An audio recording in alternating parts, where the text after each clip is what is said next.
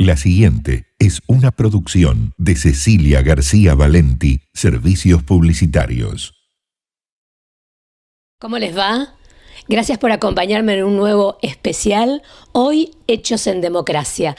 Los hechos que fueron transcurriendo a lo largo de estos 30 años, con todos los protagonistas que fueron haciendo estos hechos en democracia.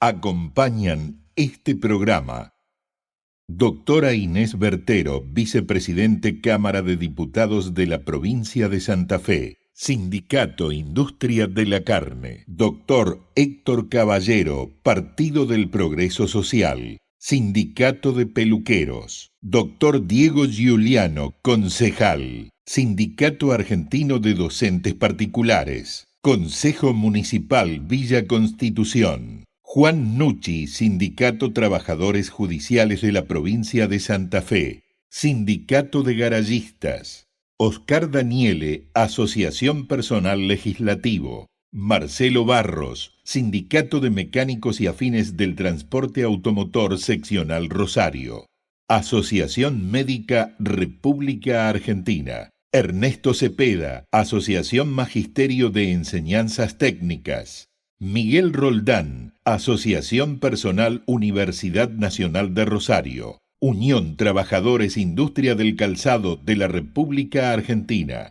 Asociación Bancaria; Antonio Ratner, Sindicato Trabajadores Municipales; Sindicato Empleados del Jockey Club Rosario; Osvaldo Matana, Sindicato Obreros de la Industria del Tractor; Juan Gómez, Eduardo Aceguino Laza, Asociación Empleados de Comercio.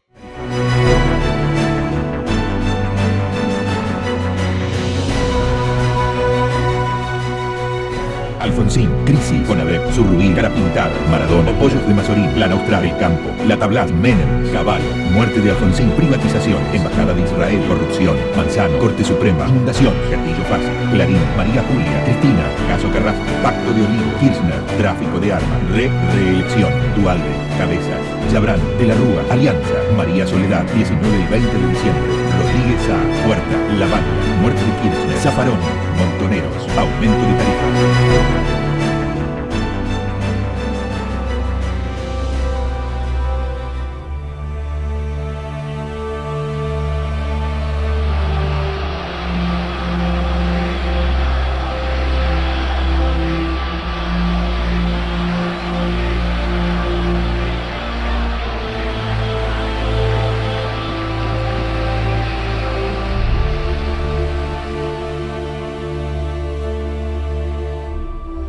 Bueno, yo estaba en el año 69-70, tenía 18 años, era colaborador del gremio, militaba en el peronismo y hacíamos un trabajo real de militante en ese tiempo, que era pega carteles, no había empresa y nada, era pulmón. Todos los gremios tenían su militante, nosotros estábamos en la Juventud Sindical. Bueno, en primer lugar, nosotros ya veníamos prácticamente de muchos años, de antes del 76, 75, digamos, ya viendo que se venía el golpe de Estado, prácticamente desarrollábamos nuestra actividad política en la clandestinidad y también había que cuidarse de otras actividades que uno desarrollaba, como por ejemplo yo era presidente de una cooperadora escolar, estaba en la subcomisión de un club y ya había que tener ojo. A nosotros estos 30 años nos costó mucho sacrificio porque primero este gremio que nació en el año 1956, tenía la inscripción gremial y nos tocó varios gobiernos de facto que nunca nos querían dar la personería gremial, la inscripción gremial y demás, la personería jurídica. Y yo terminaba quinto año en la escuela secundaria y entraba a la facultad y fue muy fuerte. Nosotros éramos militantes políticos de antes. ¿Por qué? Porque yo vengo de una familia muy identificada con el justicialismo. Y entonces nosotros vivimos de cerca toda la trama de lo que fue la vuelta de Perón, la muerte de Perón, el dolor de la muerte de Perón, lo que fue cuando la Argentina entró en una escalada de violencia atroz. y los años oscuros de la dictadura, del miedo, de la angustia, de saber que no sos nadie, que no podés decir nada, que en realidad te anulan como persona, como ciudadano, como un habitante de esta ciudad y de este país. Y esto es la dictadura, ¿no? La dictadura es eso, ¿no? Es la anulación de la persona. Es el no te tengo en cuenta y si molestás, voy por vos. Era algo normal que estando en una esquina te venga un colectivo de línea y baje la policía, te cargue y te lleve y te pele la cabeza en la comisaría o te hagan cebar mate. Nosotros lo tomamos como una gracia porque no sabíamos en ese momento qué es lo que había atrás. O sea, después de la apertura democrática, obviamente, todos nos despertamos con esto, que hubo miles de desaparecidos. Pero en ese momento nosotros, como nos fuimos educados públicamente, no se hablaba jamás de democracia. Cuando vino el golpe de Estado, prácticamente al suspenderse toda la actividad política, reprimirse la actividad política, sindical, estudiantil, etcétera, creo que a toda la población lo ganó un miedo que a algunos los inmovilizó, a otros los semiparalizó, y muchos de nosotros, no muchos digamos, empezamos a trabajar organizadamente entre los distintos partidos políticos nacionales, populares y democráticos de la ciudad de Rosario y de la provincia de Santa Fe, y luego nos juntamos a nivel nacional para trabajar por la recuperación democrática. Y un gran amigo, que me pongo así porque después lo mataron, que fue David Alonso, que era de Aragón, gran compañero, que después del golpe de Estado lo mataron y apareció en General Lago. Y como eso, muchos compañeros que han caído en la lucha y en el correr del tiempo. Por eso cuando hablan muchos dirigentes que no estuvieron realmente, porque realmente la lucha de la democracia la hizo el movimiento obrero. Cuando en el momento del Rosariazo, que se quemaban los trolebuses acá en la Avenida Alberdi, en el Cruce Alberdi, la historia lo tendría que contar, pero contarlo con realidades. Porque la lucha grande para la democracia esta, que hace 30 años que la tenemos, la hizo el movimiento obrero. Armamos la CGT casi Italia y salimos a pelear la dictadura, en plena dictadura, haciendo un paro, por supuesto con el gran motivador que era Saúl Ubaldini, ¿no? Y empezaba a crecer Ubaldini, que me acuerdo que hicimos un acto acá, en el 79 creo que fue la primera movilización que se hizo a los militares. Yo recuerdo también que muchos dirigentes nos esquivaban a nosotros. ¿Dónde quieren ir estos locos? Nos decían que éramos los locos, ¿no? Yo no sé si hoy lo haría. Pero claro, 30 y pico años atrás uno tenía otros bríos, otro espíritu, otras ganas de hacer cosas, ¿no? Luchar por el retorno a la democracia, porque no podía ser que la dictadura siguiera enseñoreándose con las ilusiones de los argentinos. La verdad que veníamos de años terribles y bueno, yo lo que quiero rescatar, en primer lugar, el espíritu de unidad que se vivía en esos momentos. Recuerdo que salíamos de la guerra de Malvinas, que había sido tan terrible, que también nos había encontrado unidos en la calle a los argentinos. Cuando algunos ahí van planteando quiénes son los que han encarnado la transformación democrática, yo no tengo dudas que hay un solo hecho. Y hay hombres y personas que han vivido esto de cerca, que son Malvinas, la gente de Malvinas. Cuánta tierra despoblada, tentación de los piratas que la quieren, no podrán quitarnos. Los que realmente defendieron a la patria en las situaciones más complicadas y más difíciles, con el cuerpo y también con la mente. No te preocupes, madre. Entonces, a partir de ahí, a partir de la derrota de la Argentina en Malvinas, viene la restauración democrática.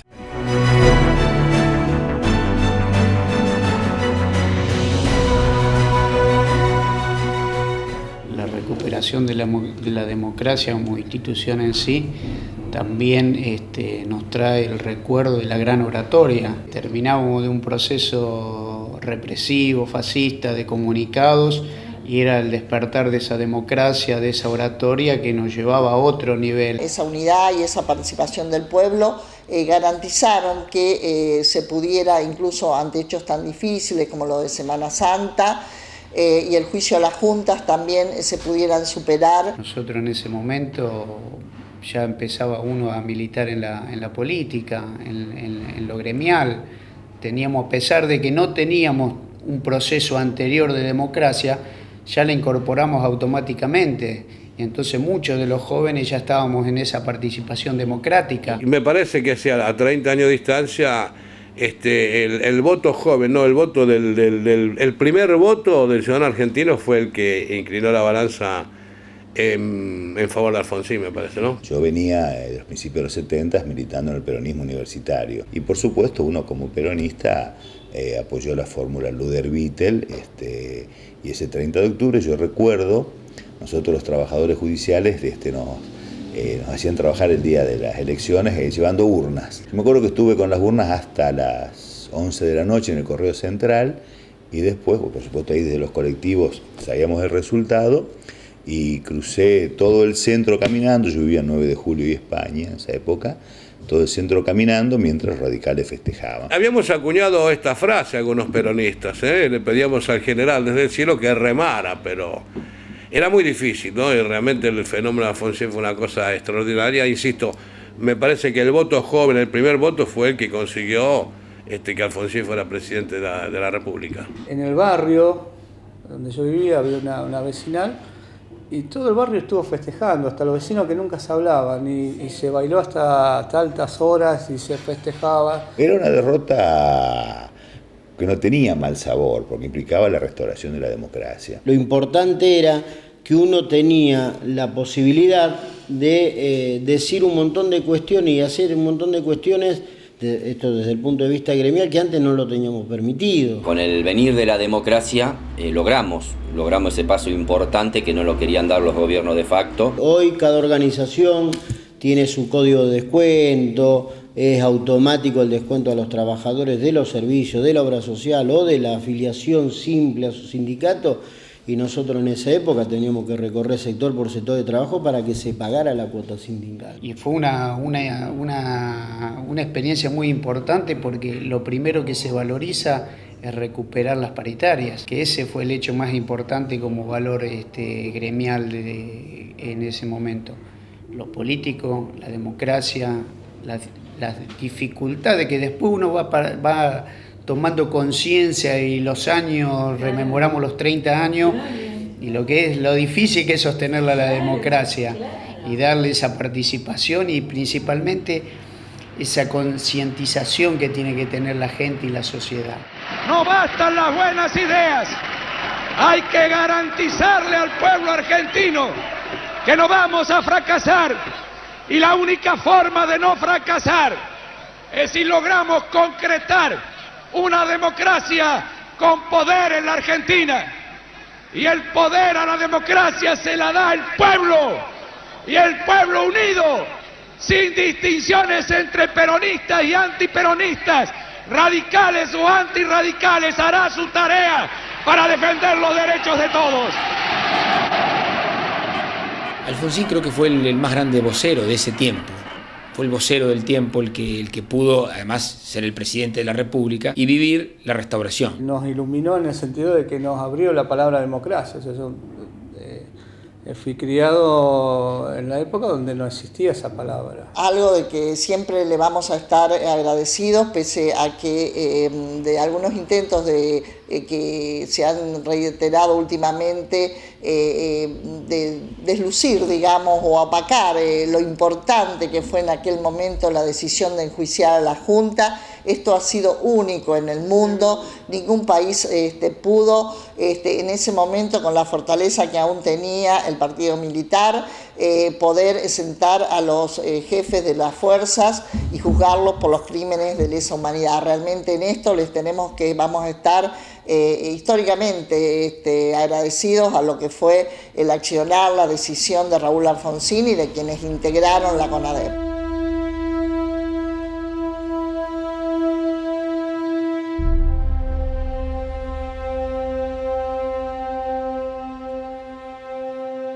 Yo creo que si nosotros decimos que Alfonsín ganó porque Herminio Iglesias quemó un cajón, estamos minimizando la importancia del triunfo de Alfonsín.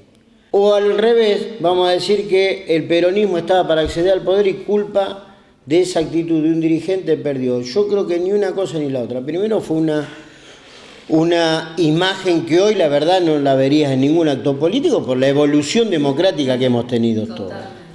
Eso es así.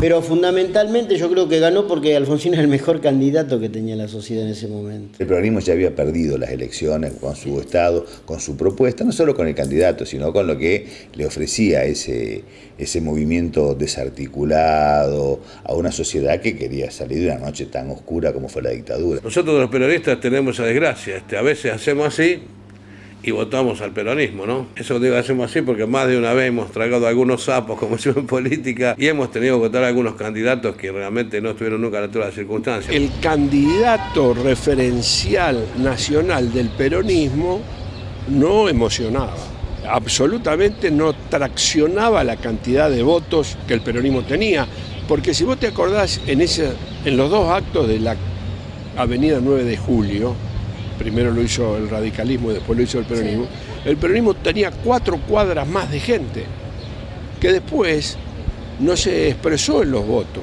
Cuando un candidato en una contienda electoral recita el preámbulo de la Constitución, no sé si lo dimensionamos eso en la medida que tiene, porque hoy parecería ser que fuese materia desconocida para el grueso de la sociedad.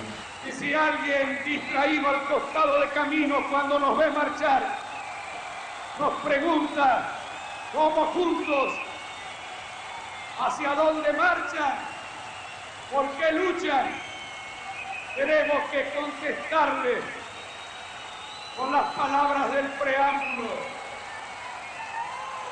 que marchamos, que luchamos para constituir la unión nacional, afianzar la justicia, consolidar la paz interior, proveer a la defensa común, promover el bienestar general y asegurar los beneficios de la libertad para nosotros, para nuestra posteridad y para todos los hombres del mundo que deseen habitar el suelo argentino. En esa circunstancia y en ese momento histórico, Alfonsín era invencible en el país. Todos nos volcamos a las calles, ¿no es cierto?, a recibir el triunfo del doctor Alfonsín como un triunfo de la democracia. Incluso cuando fue amenazada la democracia en Semana Santa del 87, el movimiento obrero salió a la calle, nosotros nos movilizamos en todo el país. Yo recuerdo aquí en Rosario estuvimos en vigilia enfrente ahí en la Plaza 25 de Mayo, el peronismo y el movimiento obrero estuvimos en la calle defendiendo la democracia. La gente civil de todos los partidos políticos y gente que no tenía nada que ver con la política marchó a Campo de Mayo y al frente estuvieron todos los dirigentes de todos los partidos políticos. Sí, es una lección que se aprendió con la dictadura, que esta vez no dejaron solo al presidente de turno para que lo voltearan.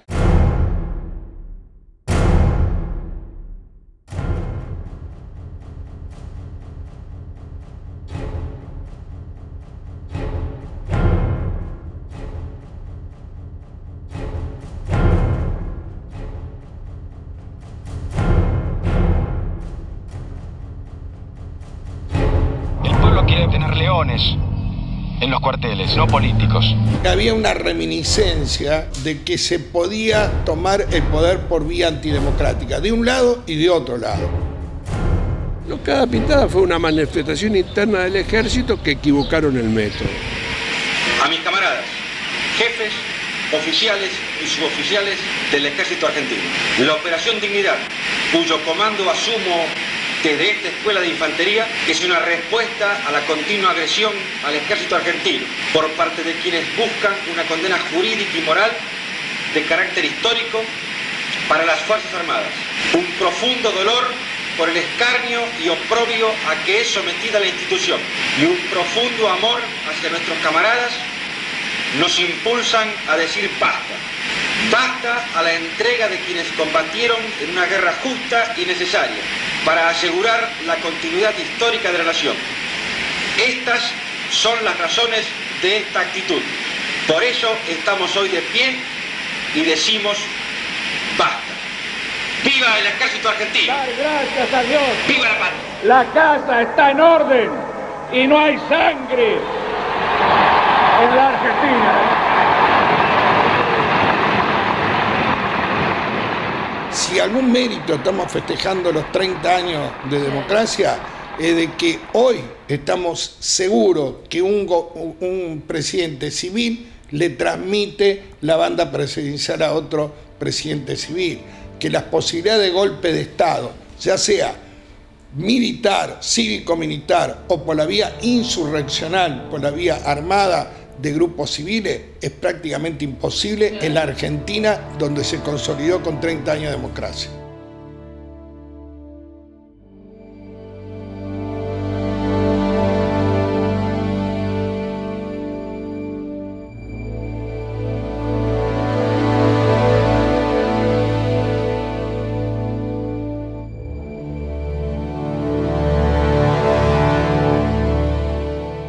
Así como tuvo esta fortaleza el gobierno de Alfonsín, también creo que el aspecto económico, social, las políticas en estas áreas no llegaron a estar a la altura de las expectativas de los argentinos y las argentinas. Alfonsín fue un hombre que nos incorporó un proyecto democrático, formal, como son los radicales, y nos dejó, como los dos gobiernos radicales, la peor economía del mundo.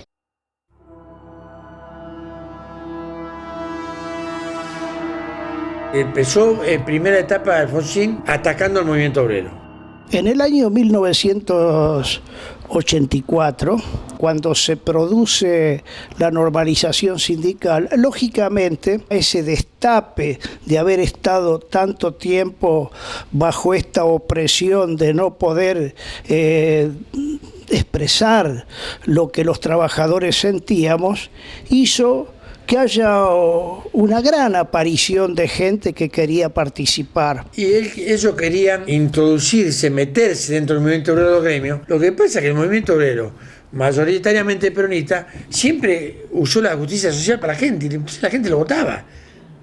Había democracia porque había mucha lista en contra. Y hubo una época de una confrontación muy grande con la CGT o con, en este caso a nivel nacional, fundamentalmente cuando hubo que generar algunos cambios en las leyes sindicales que generaron un conflicto bastante grande. Solamente por el entorno del doctor Alfonsín, que le hizo cometer un hecho de una enorme torpeza cuando manda al Parlamento la ley Mucci, que era la modificación de la ley de asociaciones profesionales, donde, bueno, hace muchos años de eso, pero se atomizaba demasiado el movimiento obrero, y un movimiento obrero o las organizaciones sindicales atomizadas son presas fáciles de los poderes patronales, como le decíamos en esa época, ante la patronal de turno, así sea el del Estado. Si vos destruyes los gremios, estás destruyendo la defensa de los trabajadores. En el 83, sabemos bien, con Alfonsín hubo un paro de más de 40 días de todos los docentes del país. No fueron buenos momentos con el gobierno de Raúl Alfonsín para el sistema educativo. Por ejemplo, en una oportunidad de un paro nos dictaron una conciliación obligatoria.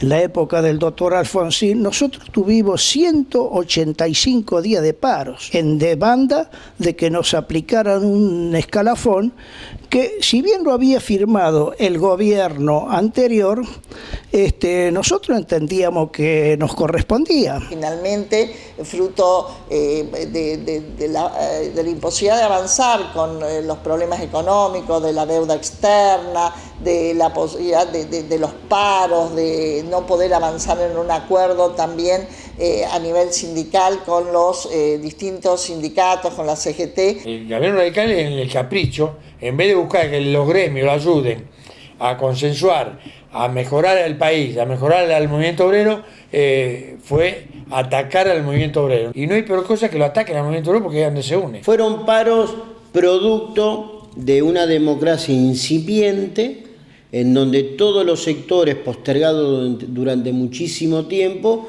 luchan para lograr lo que les corresponde. Todos los gremios, en definitiva, tenemos un denominador común, que es la defensa del salario, es procurar una estabilidad laboral, tener un salario reconfortado para poder tener un presupuesto familiar estable. Cada vez que iba a hacer un paro la Confederación General del Trabajo, primero había reuniones de base en cada uno de los sindicatos de primer grado.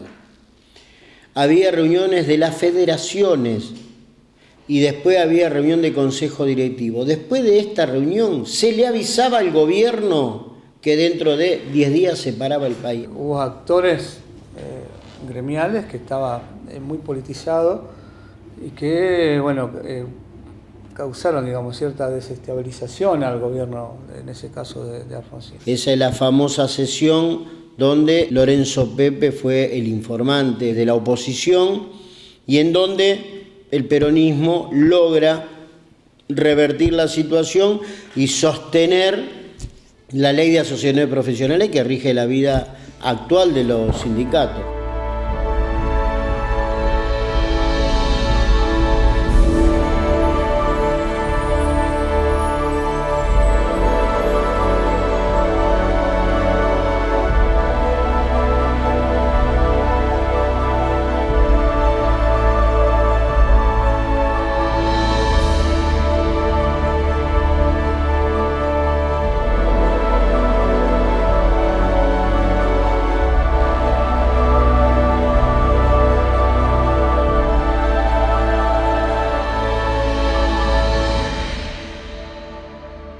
El doctor Alfonsín hereda un Estado contaminado por una dictadura que obviamente tenía sus personeros en todos los niveles del Estado.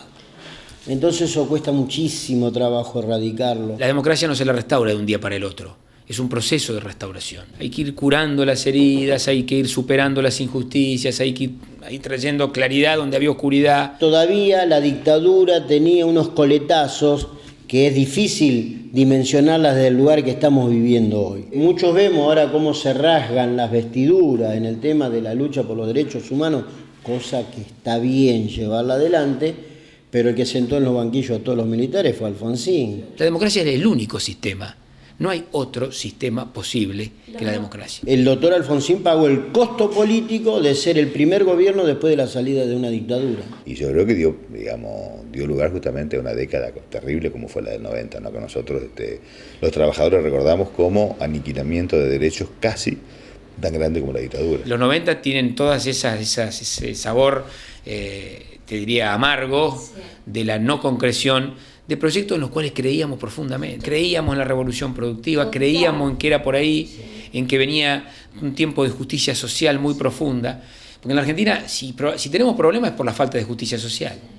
Es el desencuentro de los distintos sectores y sobre todo de los que más tienen en relación a los que menos tienen. Fue la destrucción de no solamente de la escuela técnica, sino lo que nosotros siempre decimos, de la cultura del trabajo. Nosotros, a través de nuestra federación, habíamos participado en reuniones con el doctor Alfonsín. Yo tuve oportunidad de estar en 2 reuniones, una en la Presidencia de la Nación y otra en Olivos. Yo tengo que ser franco, era un hombre bien intencionado, pero lo desbordaba todo el círculo que tenía. Entonces este hombre no puede terminar el periodo, porque lo desbordó el proceso inflacionario, los famosos saqueos, y allí se produce la llegada del doctor Carlos Menem.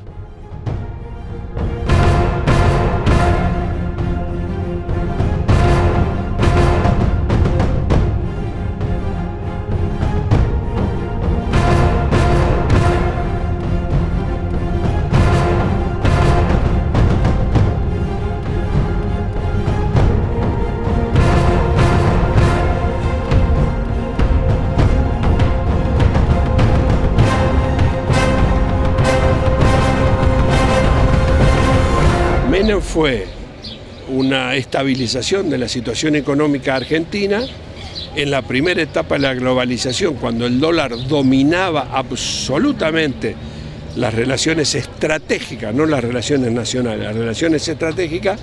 No estaba el desarrollo de la necesidad que incorpora China, que es el hambre o que es la incorporación del país más grande del mundo a comer, entonces no teníamos nosotros niveles de exportación de lo que más tenemos, que son los commodities. En noviembre del año 87, Raúl Alfonsín necesita un aumento de impuestos porque estaba exhausta la arca del Estado.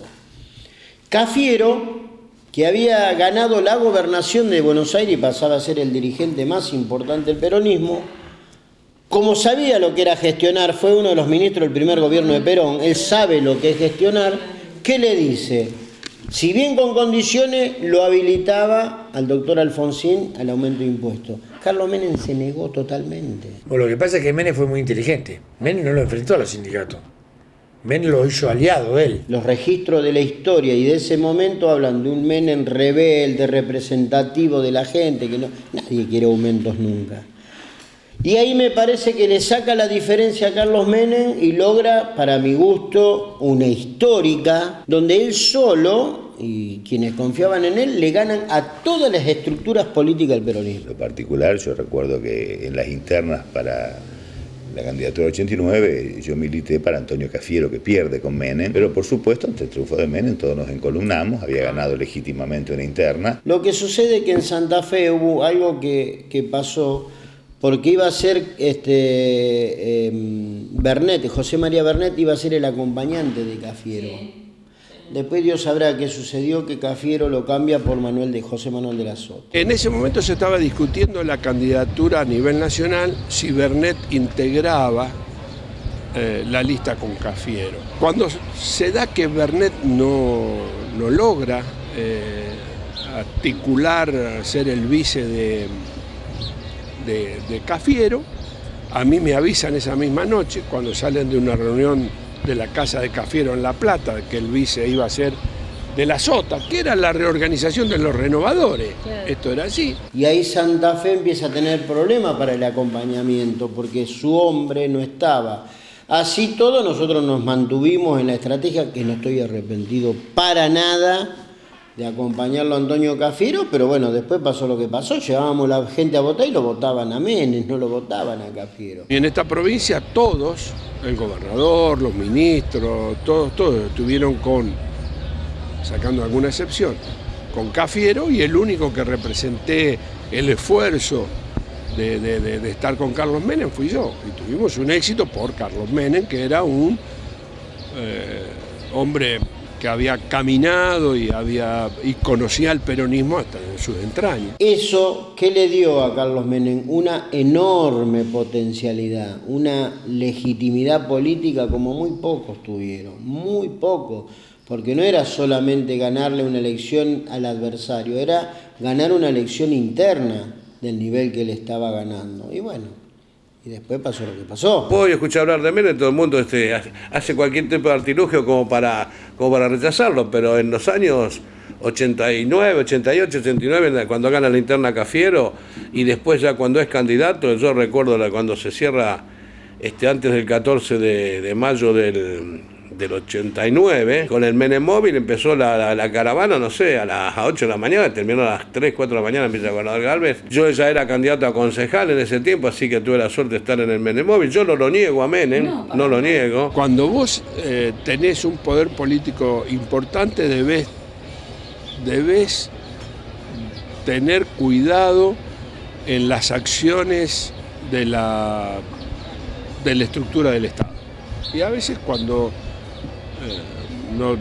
se producen episodios que indudablemente le das a quien te vas enfrentando en la interna determinadas posibilidades que después tenés que asumir esas responsabilidades. Tiene la explosión de la desocupación, y así como el terrorismo de Estado había sido el gran disciplinador social en la época de la dictadura, sí, y la hiperinflación en los años 80, sí, en los años 90 el gran disciplinador es la desocupación. Era la época en la que había que aceptar condiciones de trabajo a la baja, siempre con el discurso de agarrás esto, si no tengo 20.000 esperando que trabajan por la mitad. Digamos, bueno, eso fue, creo que el eje del modelo. O sea, la explosión de desocupación a la vez era una garantía de que quien tenía trabajo perdía derechos y debía aceptarlo, porque si no iba a la columna grande de desocupados, ¿no? Las leyes de flexibilización, ahora en el discurso decían, si los patrones pueden despedir, van a tomar más. No, cuando los patrones pueden despedir fácil, despiden gente, digamos, ¿no? Y eso quedó brutalmente demostrado en los 90. Así que nosotros teníamos una función como docentes y como dirigentes gremiales que somos, de nuevamente resistir a lo poco que nos quedaba de las escuelas técnicas, a garantizar la estabilidad laboral de los compañeros, porque al haber una ley federal, que regulaba nuevamente la educación en la Argentina, no estaba contemplada la educación técnica. Eso significaba inestabilidad laboral, como pasó en las empresas, que no era un país que generaba trabajo en ese momento. Así como las empresas perdían fuente laboral con sus obreros, las escuelas perdían fuente laboral con sus docentes. Lo que menos hacíamos con el título de técnico era seguir enseñando, como nos daba la habilitación el título de técnico, seguir transmitiendo toda esa enseñanza en la escuela, o trabajar en una empresa. Todo eso se había cercenado, todas esas posibilidades. Así que fueron momentos muy duros. Nosotros con el doctor Alfonsín conseguimos nuestra participación en el cogobierno universitario, y una participación efectiva, una participación bien consolidada, donde teníamos 4 representantes en los consejos directivos y teníamos 6 en el Consejo Superior, y donde en una asamblea universitaria de 360 personas, nuestro gremio acreditaba 54 votos. Menem lo redujo a un solo representante. Quedamos con 12 y 2, 14.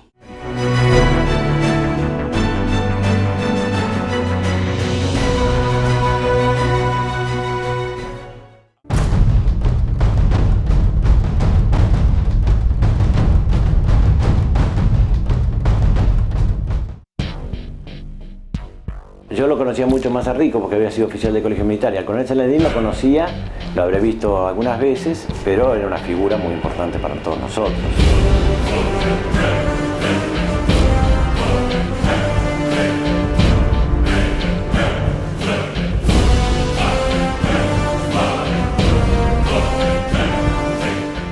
El coronel Zeledín, cuando era teniente primero, ya era famoso en el ejército, cuando era capitán.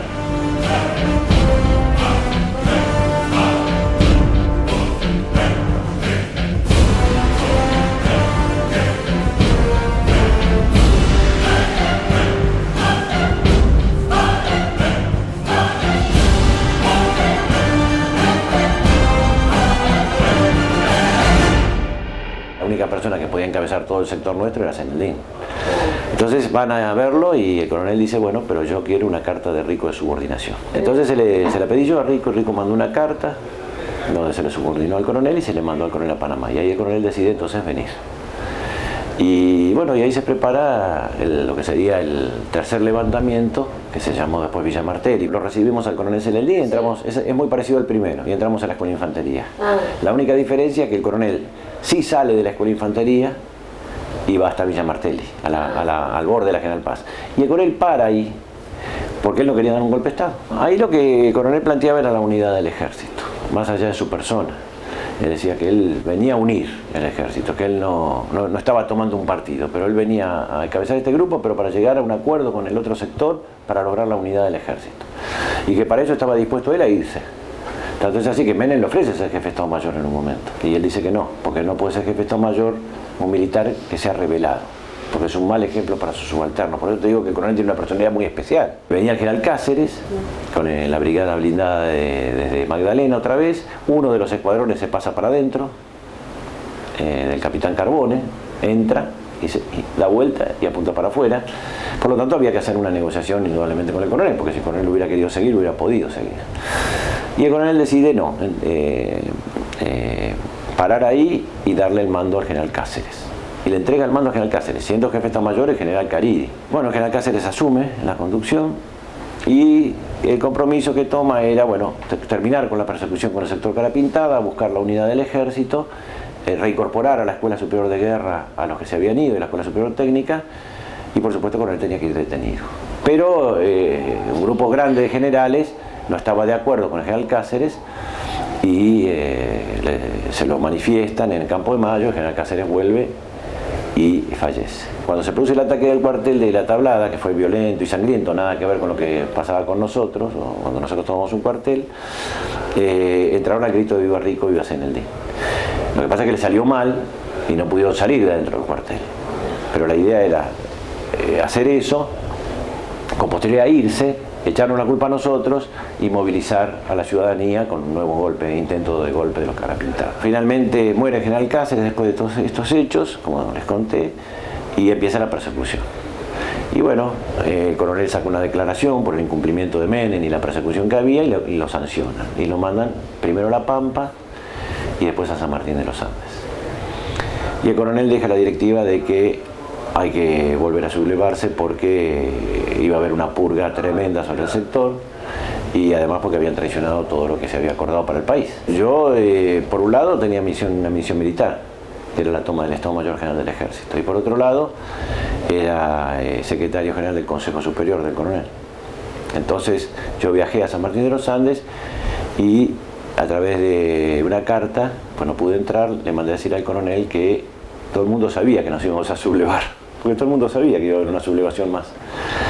Y el coronel me dijo que había que hacerlo lo mismo y mandó un cassette donde decía que había que hacer la operación lo mismo porque iba a venir una purga tremenda de todo el sector nacional del ejército y bueno, que había que dar aunque sea un último testimonio. Esa era la visión del coronel.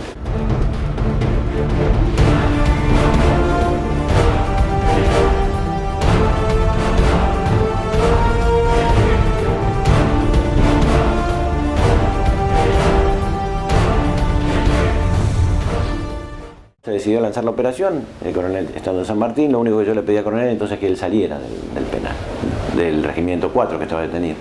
Me dijo que sí, se montó una operación que después fracasó, la operación esa de rescate del coronel, y cada uno tenía su misión. Y ahí me tocó la toma del Estado Mayor General del Ejército, que se tomó sin disparar un solo tiro. Era una operación incruenta, yo tenía alguna gente adentro que me iba a abrir la puerta, íbamos a entrar y íbamos a disuadir a los diferentes oficiales, y había 2 secciones del regimiento de patricios adentro, de soldados y oficiales y subayales. Y bueno, yo entré y primero hice que se retiraran todos los soldados, después hice que se retiraran todos los oficiales, después hice que se retiraran todos los oficiales y quedamos nosotros a cargo del Estado Mayor. Yo no iba a ser el jefe de Estado Mayor, iba a ser un coronel, pero no apareció. Así que quedé yo a cargo siendo capitán, lo cual no era muy natural. Y bueno, ahí estuve en el Estado Mayor hasta que terminó todo. Pero dentro del ejército no reconocemos otra autoridad que no sea la del comandante legítimo, que es el coronel Sailendín.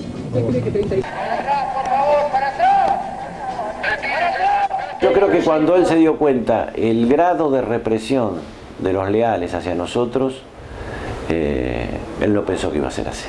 Él pensó que la actitud que él asumía, la asumía para el bien del ejército. Porque cuando salieron con los tanques le tiraron con todo. Con todo, con lanzacohetes, con todo. Yo quedo solo, lo último que queda, porque también los albatros que estaban cerca del edificio de prefectura se rinden. Ahí hubo que hacer una operación de apoyo de fuego porque los querían matar, no los querían dejar rendir. En el Estado Mayor el único muerto fue el sargento Verdes. Y afuera hubo heridos 2 periodistas, Greco y Carnota, que 10 años después Carnota reconoció que no fuimos nosotros. Totalmente. Pero 10 años después, que habían sido los leales. Porque había un grupo de francotiradores que tiraba contra los 2 sectores para incentivar el enfrentamiento. Lo hicieron en Tamse, donde estaban los tanques, lo hicieron en el Estado Mayor, lo hicieron en Patricio. Es decir, tiraban a los 2 lados. Era gente que trabajaba para la inteligencia, para incentivar el enfrentamiento. Ellos querían el enfrentamiento. Bueno, cuando yo veo que quedo solo y a mí me rodean con 2 o 3 unidades, quedaba yo solo, así que vinieron todos. Claro. Y andaba el general Balsa por ahí afuera. Entonces, bueno, ya no había otra razón por qué resistir. El coronel no había salido, habían caído todas las unidades, quedaba yo ahí. Entonces reuní a los oficiales y les dije que había tomado la decisión de deponer la actitud. Me dijeron que ellos iban a acatar lo que yo dijera. En ese momento, cuando la gente está entregando el armamento, por orden mía, sentimos un disparo, corremos para adelante y un disparo desde el frente del Ministerio de Defensa había atravesado la pared de vidrio y le había pegado en la cabeza al sargento Verde, que no muere inmediatamente. El sargento Verde cae herido, yo lo arrastro con otro suboficial. En eso empieza a subir el general Laíño, el coronel Laíño y un teniente coronel Macedra, que lo acompaña, y cuando viene subiendo por la escalera también le tiran a ellos, pero le tiran los leales. ¿Por qué? Porque en realidad no querían que nos rindiéramos, querían asaltar el edificio Libertador, querían hacer un gran show. El general Laíño, 2 suboficiales, se tiran encima de él, lo sacan de la línea de tiro, pasa una ráfaga, el general Laíño se arrastra hasta detrás de las columnas, en una columna queda el sargento Verde en mis brazos, en la otra tengo el Macedra y el general Laíño. Yo le digo, mi general se dio cuenta que lo quisieron matar. Sí, me di cuenta, me dijo. Mi coronel, era coronel en ese momento. Y en ese momento yo veo que el sargento ya se estaba muriendo. Llega la ambulancia y le abren fuego y hieren a los 2 paramédicos. Salimos con el general Laíño y arrastramos a los paramédicos heridos adentro. Y la ambulancia se va, se escapa.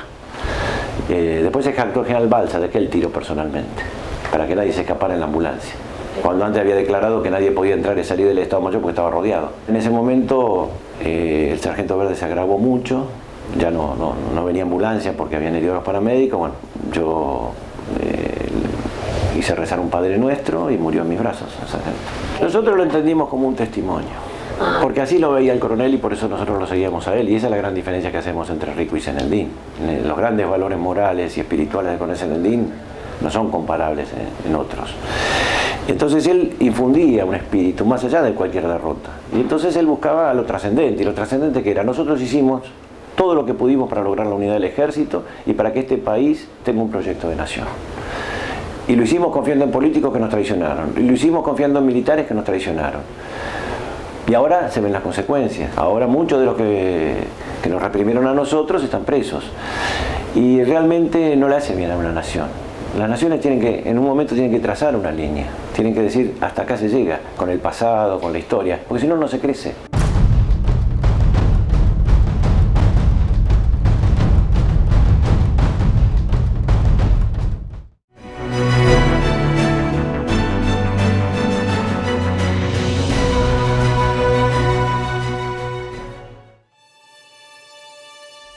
Yo primero, lo del Pacto de Olivos, fue un pacto de la política.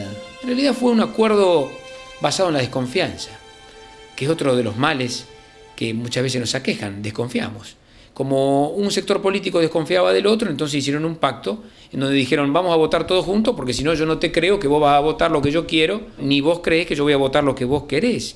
Y esto es el producto de una desconfianza atroz de la dirigencia argentina. Alfonsín logró, gracias a ese pacto, un tercer senador nacional que le dio la posibilidad al radicalismo de tener presencia en lugares que nunca lo hubiera tenido. Lo que no se le puede dar una connotación sospechosa a palabras que son de la política, negociación política. Lo que pasa es que hay algunos malandras que la transforman en una mala palabra, pero la política es eso, es charlar, es pactar, es negociar. Ahora, ¿qué se negocia? ¿Qué se pacta? Eso es lo que tiene que ser público y evidente para la gente.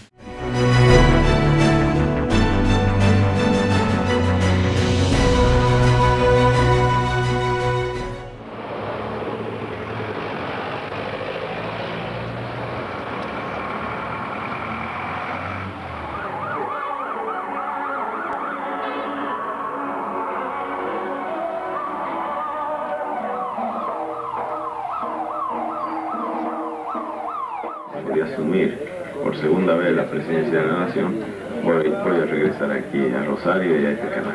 El agradecimiento entonces por anticipado es triple y tomamos su promesa.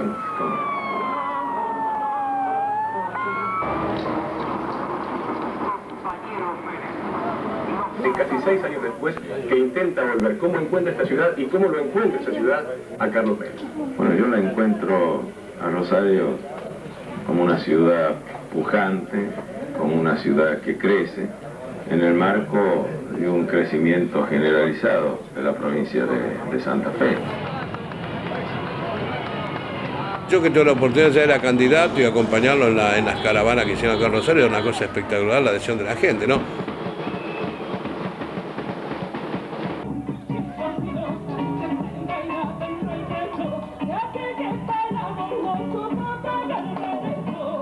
El segundo periodo de Menem, creo. También es verdad que lo demonizaron algunos medios cuando ya no les fue útil algún segmento que siempre son los que le van bien en este país.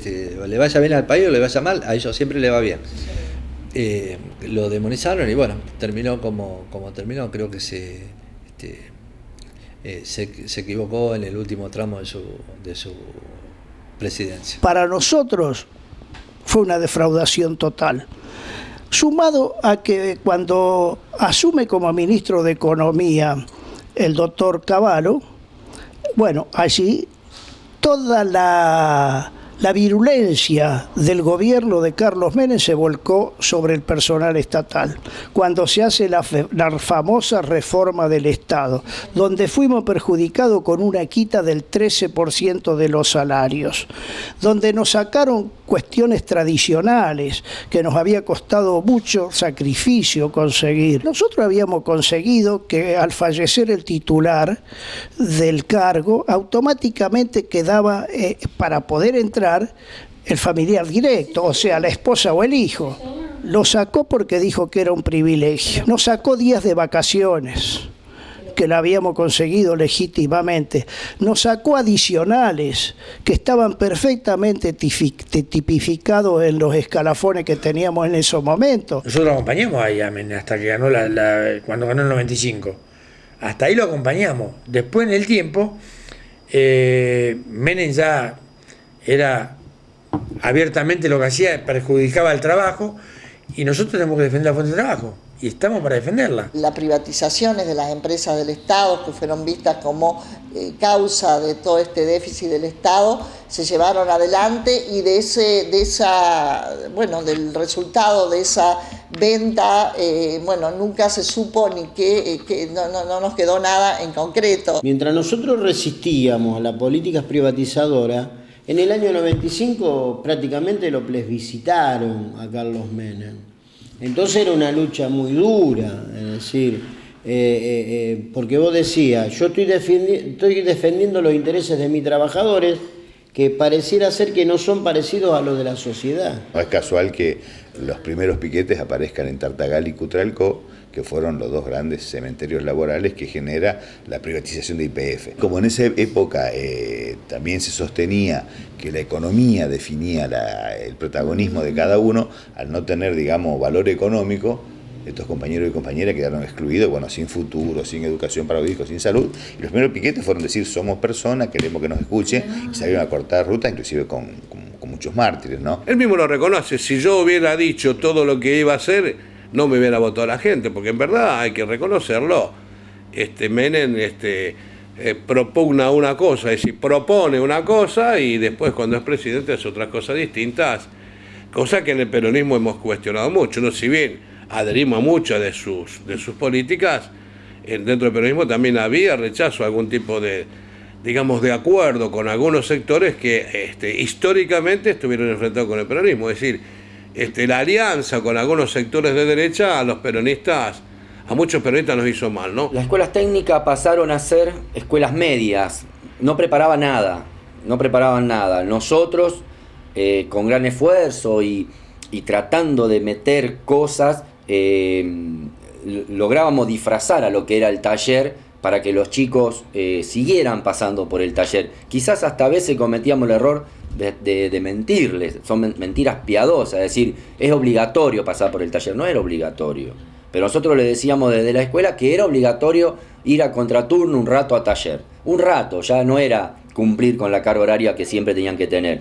Y bueno, y con eso las escuelas técnicas, a través del famoso polimodal, emitía una certificación. Los famosos TTP, que era lo que el chico elegía, un TTP en mecánica, TTP en electricidad, TTP en automotor, y se le daba una pequeña certificación que no le servía para mucho. Se perdió la cultura del trabajo que estaba de la mano de la educación.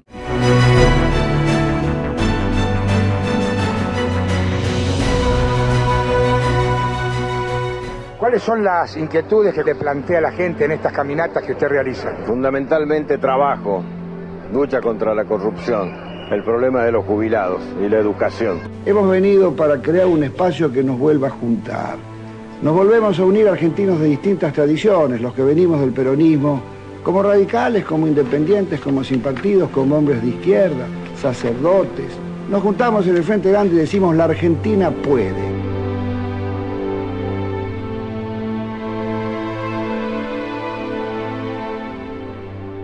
Lo que nace mal no puede terminar bien. El proceso desde la Rúa no escapa a nosotros a lo que pasó para todo el país. Fue un proceso de quedantismo, de lentitud de gestión total. El votante no votó a De la Rúa, votó en contra del peronismo.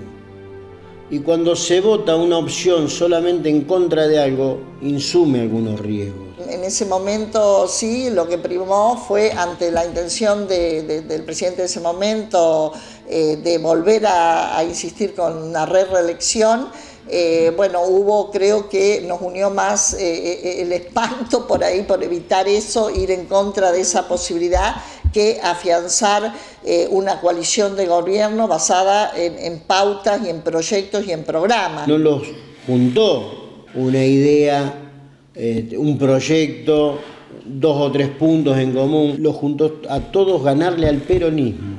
La única meta era ganarle al peronismo. Entonces después hay que gobernar y ahí se terminó la excusa. Tenés que gobernar. Entonces la alianza entró en un camino de que, fíjate qué ironía, el partido gobernante tenía de la Rúa la figura, pero no lo apoyaba.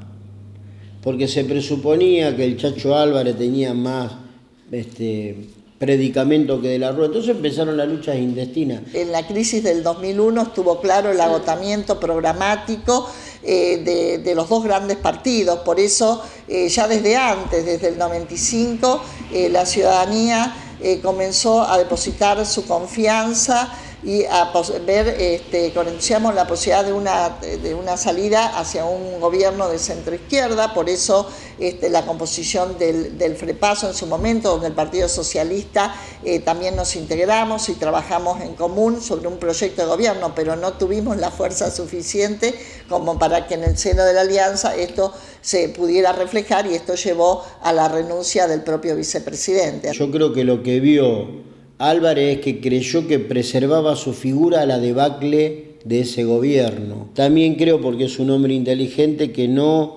midió las consecuencias de lo que estaba haciendo, porque lo deslegitimó muchísimo al presidente. No solamente que ya perdía por propia incapacidad de gestión, sino que le saca soporte político. Si era una coalición y se va una de las partes más importantes, lo debilitó y lo expuso ante los poderes como un hombre absolutamente débil. Abrir un juicio sobre este hombre por ahí sería injusto, tampoco valdría la pena, porque si vamos al caso, la mejor definición de lo que fue el gobierno de la Rúa la tiene el propio final de este presidente. No es muy edificante tener que disparar en un helicóptero de la azotea de la Casa de Gobierno. Este hombre termina incluso con gente en la calle, con muertos, que hace que todo esto termine, ¿no es cierto?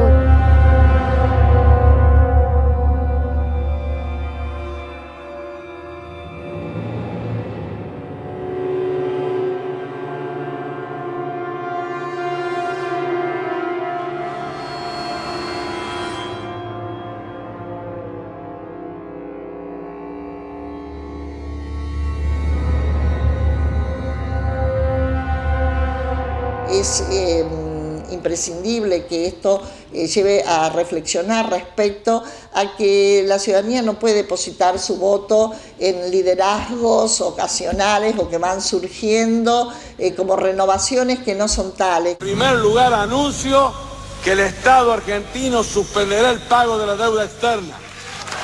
Leí con curiosidad una nota de que es gobernador de California, que es el actor Schwarzenegger. Sí. Y decía, ¿cómo puede ser serio un país si tiene 5 presidentes en una semana? Y yo creo que sí, que no podía ser serio tener 5 presidentes en una semana, pero eso era producto también de la debacle, ¿no? Yo tengo mis hijos que viven en Estados Unidos y bueno, ellos me planteaban lo que es lo que está pasando, lo que se mostraba por afuera. Era una cosa de que todos los días me llamaban, ¿qué pasó, papá? Porque cambiaron de presidente, ¿cómo es? En este país lo que sostuvo la institucionalidad fue el Parlamento de la Nación. Cuando siempre se hablan locuras del Congreso, eso lo sostuvo el Parlamento. Nosotros pasamos una prueba de fuego cuando sucedieron esas cosas, porque estábamos al borde de la locura. Yo estuve en el Congreso de la Nación el 2 de enero del 2002. Cuando termina de asumir Duhalde, obviamente nos fuimos caminando por Callao. Y cuando vimos la gente movilizada, no era que estaban movilizada apoyando el gobierno parlamentario, no, estaba movilizada en contra de la decisión de que se elija un presidente, en ese caso Duhalde. Era la sociedad y que se vayan todos. La salida de la convertibilidad nos trituró salarialmente. O sea, digamos, fue un negocio para los deudores en dólares, digamos. Lo que sí debemos reconocerle es que empieza un programa económico que genera cierta estabilidad, pero con una franja terriblemente grande de argentinos fuera del modelo, ¿no? Es como que la pelota se para un poco, pero con muy escasa inclusión. Pero también hay una parte positiva, yo le quiero encontrar una parte positiva. Las instituciones argentinas, la democracia argentina soportó la crisis política y la crisis económica. Y no cualquier democracia soporta una crisis económica y política de la magnitud de la del 2001. Y derrapando, fuimos encontrando la salida institucional. La democracia se salvó y la Argentina se salvó y se recuperó. Y lo hicimos nosotros, lo hicimos los ciudadanos, los que estaban en la calle, los que estaban haciendo el diálogo argentino, ese diálogo que permitió impedir cualquier irrupción violenta o cualquier irrupción, yo diría, dictatorial, no salirse de las instituciones y abrazar la Constitución. Entonces, es lo mejor que nos pasó en el 2001-2002. Cristina, La Fragata, Paulina Lego, saqueos, chicones, muerte de Videla, asignación por hijo, tragedia de 11, ley de medios, excremento en la catedral, la corte, enfermedad de Cristina, 8N, cacerolazos, narcotráfico, puestos de trabajo, sueños compartidos, Schocklender, voto joven, Evita, Máximo, Francisco.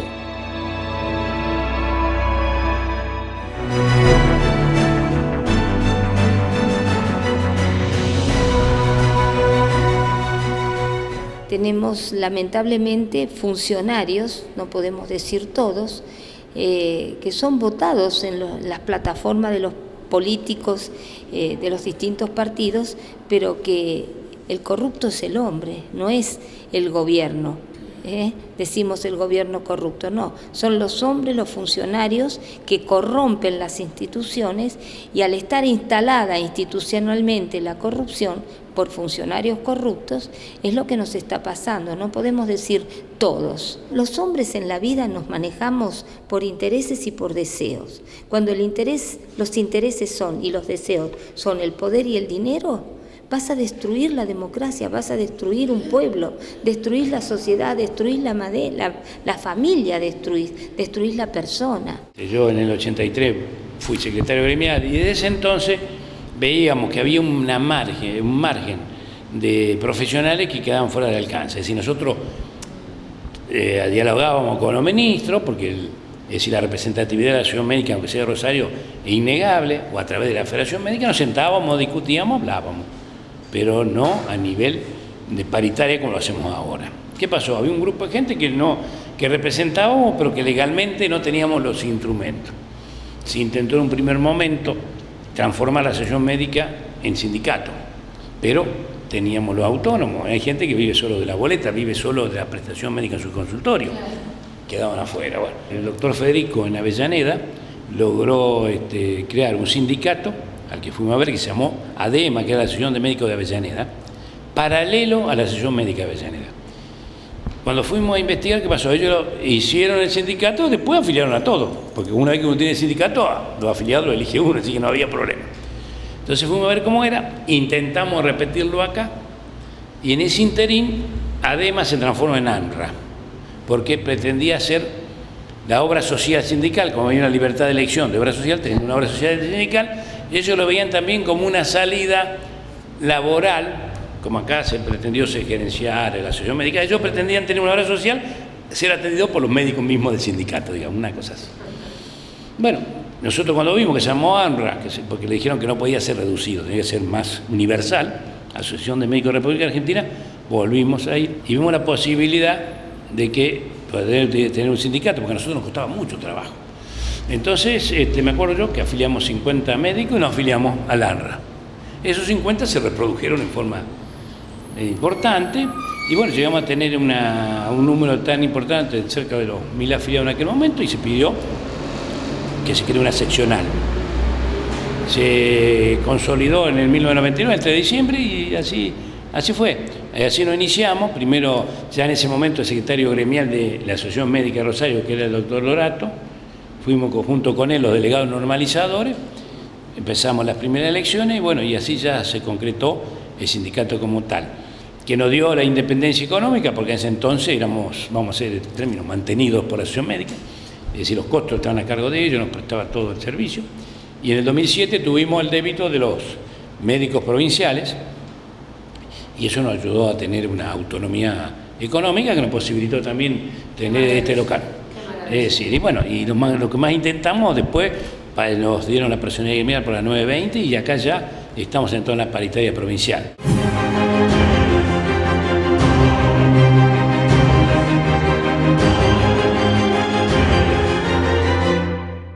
Por primera vez en la historia resolvemos un conflicto entre dos hermanos pueblos latinoamericanos como Colombia y Venezuela, que inclusive tienen sistemas políticos e ideológicos diferentes dentro de la misma región, en paz, en convivencia, en diversidad, en pluralidad, pero construyendo la armonía.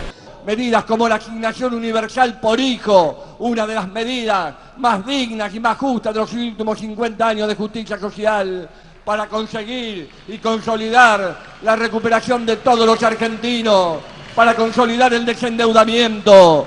Ruego a Dios y le pido a todos los argentinos, piensen como piensen, tengan memoria, porque la memoria nos va a salvaguardar de futuros dolores de cabeza y va a permitir que sigamos creciendo con memoria, con verdad, con justicia, con igualdad, con inclusión. Por eso los argentinos nos están pidiendo que le hablemos con claridad. Y si alguien le ata las manos a alguien, todos los argentinos queremos saber quién es. Y si alguien genera una traba, todos los argentinos queremos saber. El proceso de Kirchner fue un proceso que empezó con un gran entusiasmo, como suelen pasar en la Argentina con los procesos, ¿no? Con las buenas ideas, las buenas intenciones, el desendeudamiento, la política de derechos humanos muy activa, que es la continuidad de Raúl Alfonsín y de todo lo que ha sido la democracia en Argentina. Creo que ese fue un tiempo en donde hubo muchas cosas interesantes. Luego vienen los problemas, vienen, yo diría, las faltas de diálogo, las interrupciones de los diálogos democráticos, y el de creer de que uno lo resuelve solo y adentro. Y esto no se resuelve ni solo ni adentro, se resuelve con todos y afuera, con la gente, con los dirigentes, con el debate, con la discusión, interpretando que los debates en política no siempre son, yo diría casi nunca, son inocentes. Siempre están cargados de intereses, están cargados de opiniones, de ideologías, pero también es cierto que hay que encontrar un punto de consenso y de debate, y creo que la Argentina va hacia eso. Kirchner en el primer gobierno asentó perfectamente el proceso institucional de lo presidenciable, porque veníamos de un país mal. Tuvo la suerte de la gran devaluación de Duhalde, que eso lo hizo muy bien, con una corrección permanente de parte de la Baña, que lo venía haciendo bien, y cuando creyó que había tenido estabilizada la situación, que vuelvo a repetir, la Baña tuvo mucho que ver, o fue el arquitecto de él, tomó él la rienda del auto y lo chocó, y se lo dio a Cristina para que lo estrellara. Si algo tenemos que valorar en estos 10 años fue el crecimiento importante que tuvo la economía de nuestro país, muchas veces a tasa del 9, hasta el 8-9%, y que, de modo tal una estabilidad económica que por ende también implica una estabilidad política, avances en materia institucional, como fue haber podido avanzar en las causas de derechos humanos, juzgar a los jefes de las distintas fuerzas y a todos los represores, y además haber podido modificar la composición de la Corte Suprema de Justicia, una corte de la cual también nos enorgullecemos. Bueno, Néstor nos convenció, empezamos a hacer campaña, nos entusiasmamos. Más, Néstor, para esas elecciones del 2003, él mismo planteaba que era una elección de instalación del kirchnerismo como fuerza dentro del peronismo, pero sin expectativa de ser presidente en el 2003. La gran ratificación que uno tiene de pertenecer a ese espacio es que Néstor, como presidente, hizo lo que decía que iba a hacer, tanto en los discursos como en la intimidad. El sindicalismo en ese sentido ha tenido algunos logros que fueron muy importantes. Primero, lo que logra Néstor Kirchner, esto después de Menem, es restaurar el valor político, la autoridad política.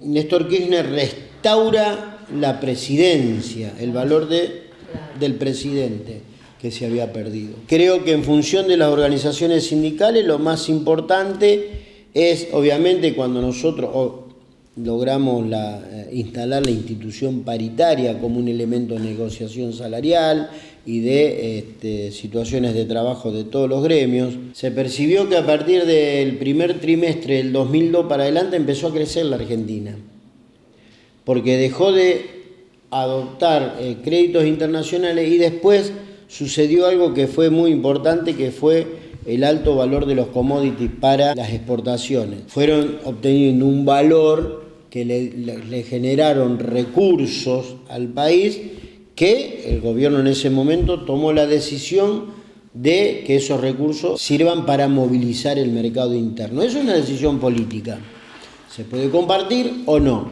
pero en términos objetivos al trabajador eso lo favoreció. Ahí vinieron las buenas para la escuela técnica. Hubo un presidente que podamos coincidir o no en muchas cosas, pero que tuvo la iniciativa de decir, bueno, este país se arregla con trabajo, que es lo que estuvimos hablando, y teníamos que volver a una Argentina industrializada, darle trabajo a la gente, pero había que formar nuevamente los técnicos y la mano de obra, no solamente el técnico, sino a través de los centros de formación profesional, un ejemplo, la mano de obra que se había perdido, el gasista, como bien decís vos, el electricista nuevamente, el instalador de cerámico. Nosotros, por ejemplo, en el 2003 teníamos 1.500 afiliados en Rosario hablamos. A nivel nacional, de 100.000 y pico que teníamos en su momento, teníamos 25.000 afiliados. En Rosario hoy tenemos 8.500 afiliados. A nivel nacional hay 103.000 afiliados. Lo tengo que defender a este gobierno porque de 1.500 hay 8.500 familias que comen, y a nivel nacional en EMATA de 25.000 familias comen 103.000 familias. Entonces tenés que valorar, y este gobierno defiende mucho el trabajo. Hoy nosotros tenemos uno de los convenios colectivos mejores que existen en el país. Con unos salarios de mucha expectativa. Hemos recuperado todo lo que nos arrebató Carlos Menem. Y yo tengo que ser franco, más allá de los matices que hacen que mucha gente no esté conforme con este gobierno, los no docentes argentinos tenemos que estarle muy agradecidos al doctor Kirchner. Nosotros hemos sido puestos en el lugar de dignidad que nos habían arrebatado. El personal no docente sabe bien quién fue el que le dio una mano. Fue el doctor Néstor Kirchner. Todo lo que Néstor hizo fue lo que decía que iba a hacer. Cuando él hablaba en un acto, o después del acto tomábamos un café con un grupo de compañeros y él entusiasmado nos contaba el proyecto, bueno, es lo que hizo. Digamos, eso es lo que a mí me incorporó, me hizo volver a la política, digamos, y bueno, por supuesto, después con todo lo que pasó, hoy está ratificado en la elección de este modelo y reconozco como jefa del movimiento a nuestra presidenta Cristina Fernández. Quiero mencionar que además de políticas macroeconómicas, en el año 2003 se instaló por sobre todas las cosas un proyecto de país, un proyecto de nación diferente, absolutamente diferente. La democracia no pudo dar batalla a las políticas neoliberales que desde afuera vinieron y se impusieron también en la sociedad. Debemos, los hombres y mujeres de la política, hacernos cargo porque es necesario entender que era posible desde la política a qué intereses queremos y tenemos que representar. Y en el 2003 decidimos que íbamos a representar los intereses de la gran mayoría de los argentinos, que quería trabajo, que quería equidad, que quería igualdad, que quería memoria, verdad y justicia. Creemos en el valor agregado. Sabemos que además es necesario desarrollar un sólido mercado interno y ayudar a todos los sectores de la industria a seguir sosteniendo el empleo y la actividad económica. Para mí Cristina va a seguir los pasos de Bachelet. Yo pienso que ella va a retornar y con un porcentaje muy alto de votos, o por lo menos de simpatía. Se ha hecho muchísimo en el cambio de paradigma. Creo que se instaló una nueva forma de vivir, sobre todo la inclusión. Decir hoy que la asignación universal por hijo es modelo, no en Latinoamérica, en toda América. O sea, que llegue a los sectores más necesitados. La reestatización de las administradoras de fondos de pensión, cuando quien aportaba en una administradora de fondos de pensión y recurría a cobrar su pensión sabía lo que estaba cobrando. O sea que si la empresa hacía buenos negocios podía tener una buena jubilación, si no, no. De la aerolínea de bandera, de nuevo, YPF. Bueno, por supuesto siempre hay detractores y quienes no lo ven. Pero yo creo que de lo que le pasó al país en los últimos años, creo que es lo mejor.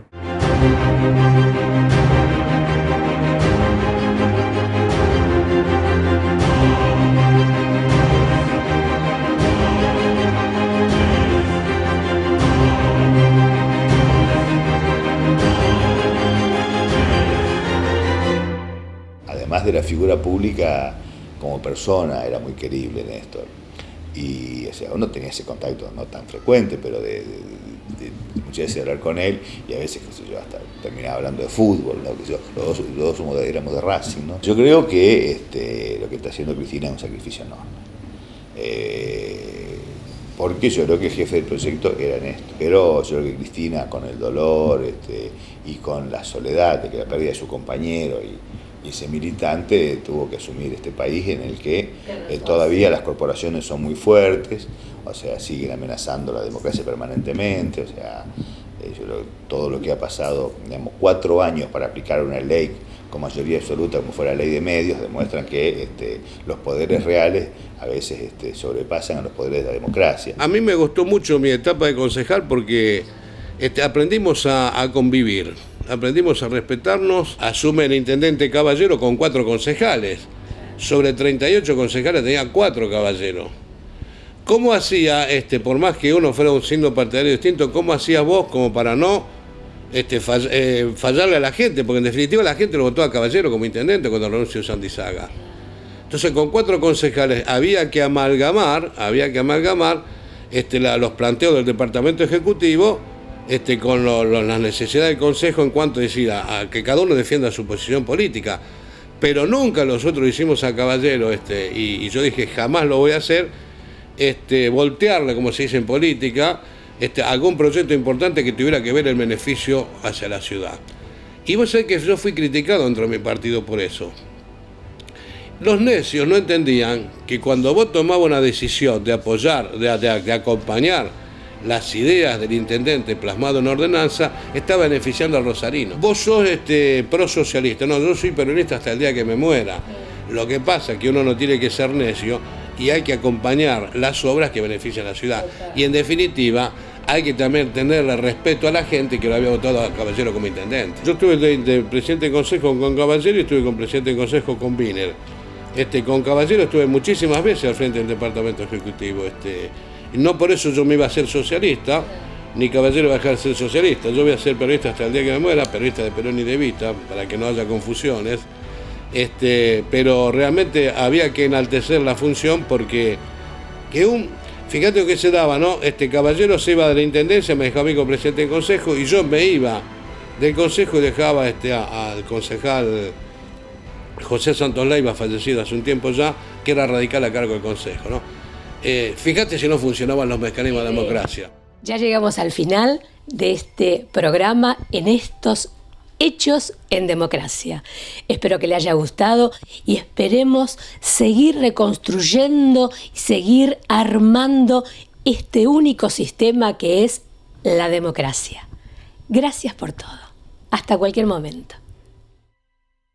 Acompañaron este programa doctora Inés Bertero, vicepresidente Cámara de Diputados de la provincia de Santa Fe, Sindicato Industria de la Carne, doctor Héctor Caballero, Partido del Progreso Social, Sindicato de Peluqueros, doctor Diego Giuliano, concejal, Sindicato Argentino de Docentes Particulares, Consejo Municipal Villa Constitución, Juan Nucci, Sindicato Trabajadores Judiciales de la provincia de Santa Fe, Sindicato de Garallistas, Oscar Daniele, Asociación Personal Legislativo, Marcelo Barros, Sindicato de Mecánicos y Afines del Transporte Automotor Seccional Rosario, Asociación Médica República Argentina. Ernesto Cepeda, Asociación Magisterio de Enseñanzas Técnicas. Miguel Roldán, Asociación Personal Universidad Nacional de Rosario. Unión Trabajadores Industria del Calzado de la República Argentina. Asociación Bancaria. Antonio Ratner, Sindicato Trabajadores Municipales. Sindicato Empleados del Jockey Club Rosario. Osvaldo Matana, Sindicato Obreros de la Industria del Tractor. Juan Gómez, Eduardo Aceguino Laza, Asociación Empleados de Comercio. Esta fue una producción de Cecilia García Valenti, Servicios Publicitarios.